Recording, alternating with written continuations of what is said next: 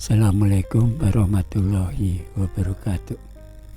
Hello guys, welcome back to my YouTube channel. Kali ini akan disampaikan mengenai pembahasan makna Pancasila sebagai pandangan hidup. Kalian pasti sudah tahu kalau Pancasila adalah dasar negara kita. Karena itulah kita menjadikan Pancasila sebagai pandangan hidup. Apa maksud dari Pancasila sebagai pandangan hidup? Itu artinya kita menjadikan Pancasila sebagai pedoman setiap hal yang kita lakukan. Jadi sikap kita sebagai warga negara Indonesia juga harus mencerminkan nilai-nilai yang ada pada setiap butir Pancasila.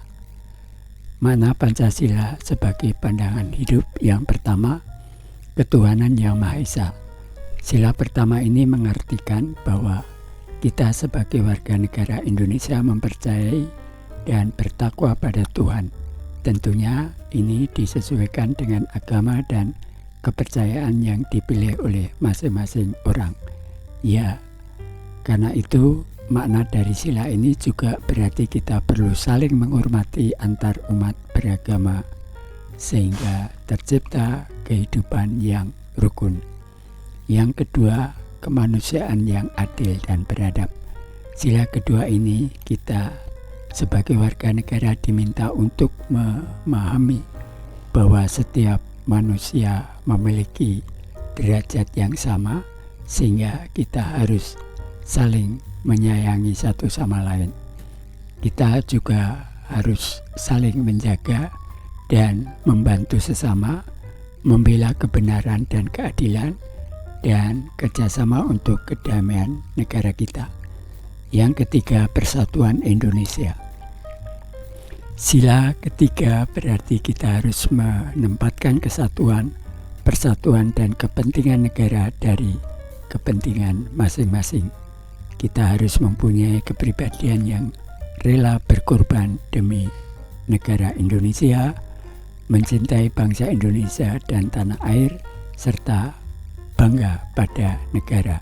Yang keempat, kerakyatan yang dipimpin oleh hikmat dan kebijaksanaan dalam permusyawaratan perwakilan.